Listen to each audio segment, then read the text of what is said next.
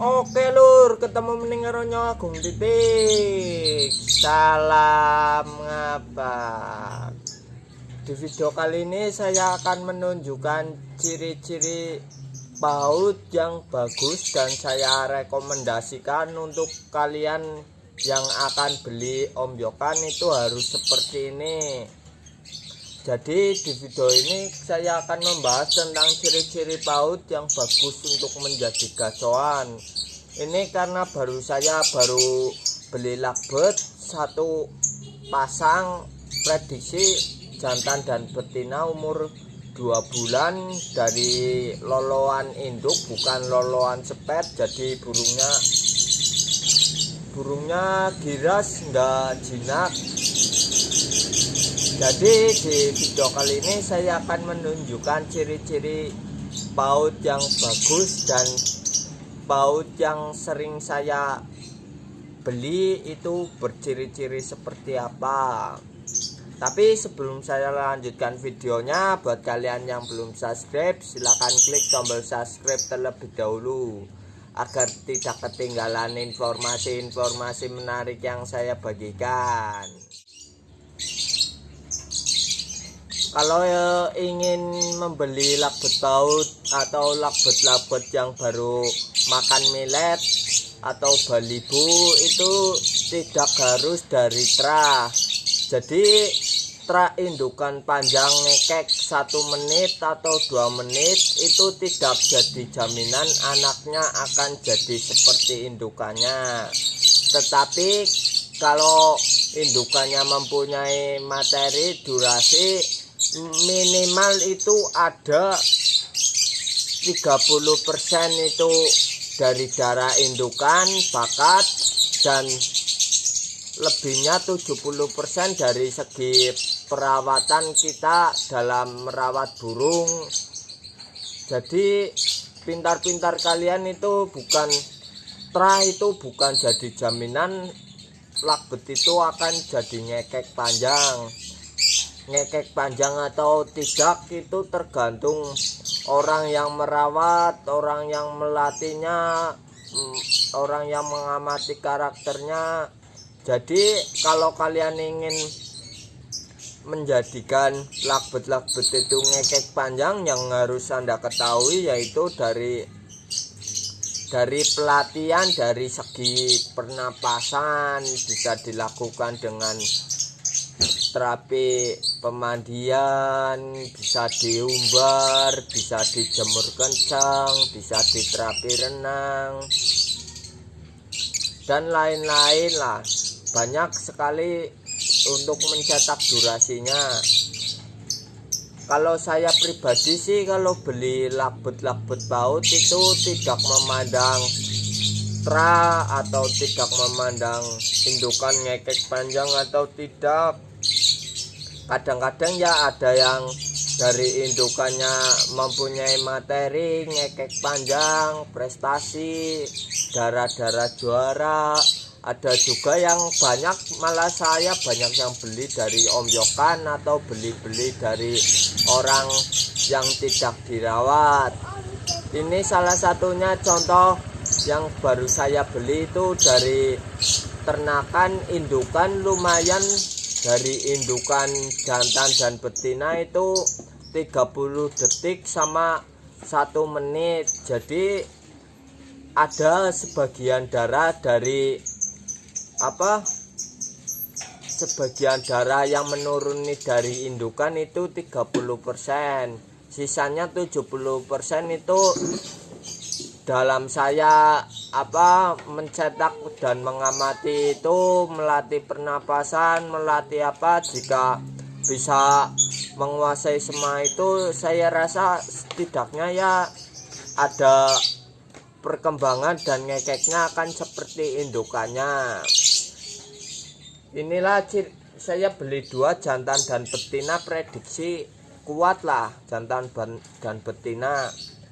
Untuk ciri-cirinya sih saya yang paling utama ketika membeli lakbet ombyokan atau lakbet itu yang pertama dari segi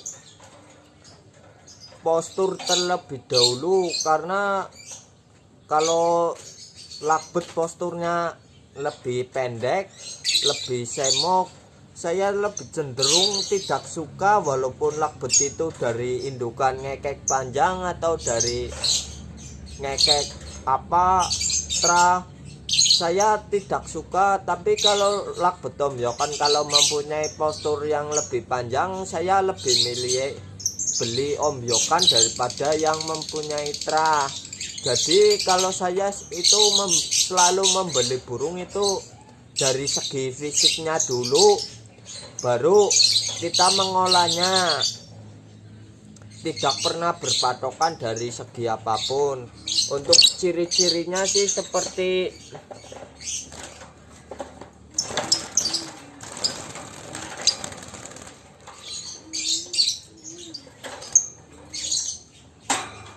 nih, ciri-cirinya itu seperti ini. Jadi besarnya kepala itu sama panjangnya itu saya suka. Untuk dari segi body, untuk ini sih dadanya dada belah. Jadi lakbet kalau dada belah sih lebih kebanyakan lebih dicetak durasinya, tapi tidak menjamin lakbet itu akan berdurasi jadi panjang. Tapi ya kebanyakan sih lakbet yang berdada belah lebih cenderung ngekeknya itu lebih panjang daripada yang lakbet-lakbet lainnya. Jadi yang pertama saya suka dari segi ada belahan dada, garis di dada itu belah.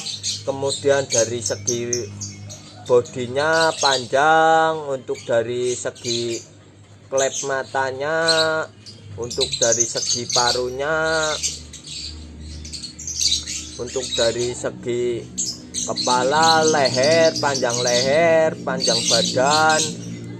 Untuk bodinya saya suka dari segi fisik. Saya rasa sih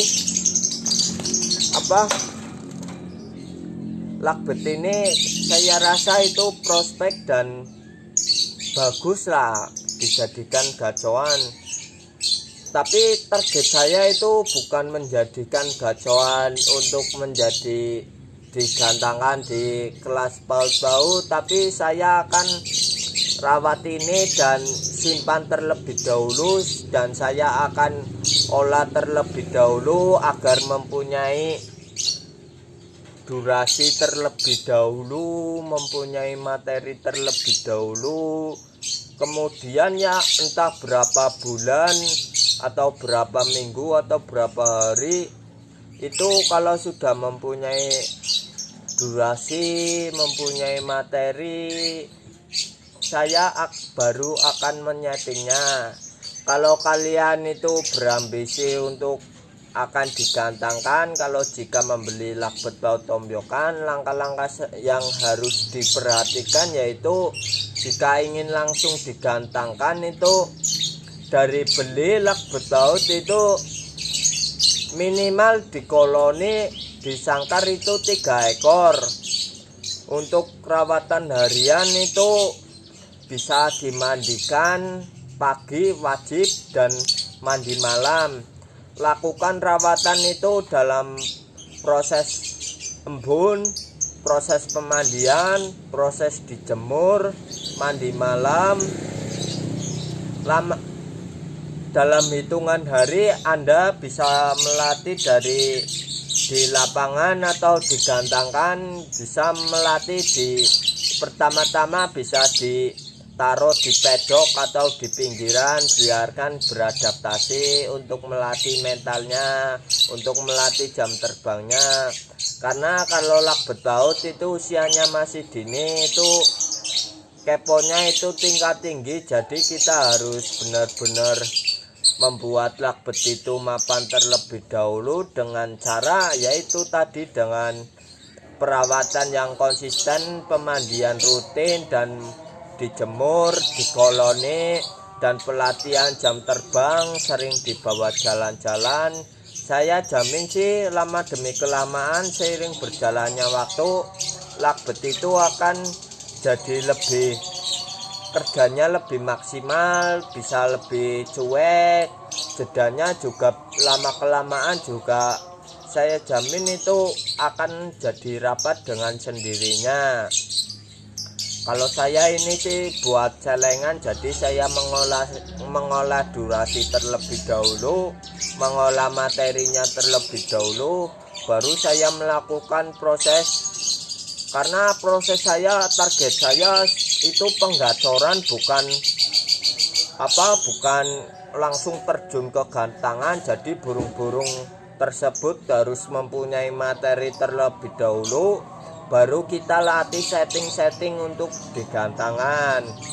Kalau kalian ambisi tidak sabaran itu melakukan rawatan seperti itu dengan cara pemandian yang konsisten di koloni, itu pastilah jedanya akan rapat dengan sendirinya, akan cuek dan kerjanya akan maksimal.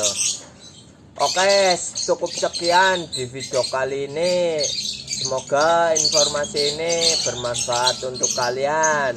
Buat kalian yang belum subscribe, silahkan klik tombol subscribe terlebih dahulu agar tidak ketinggalan informasi-informasi menarik yang saya bagikan.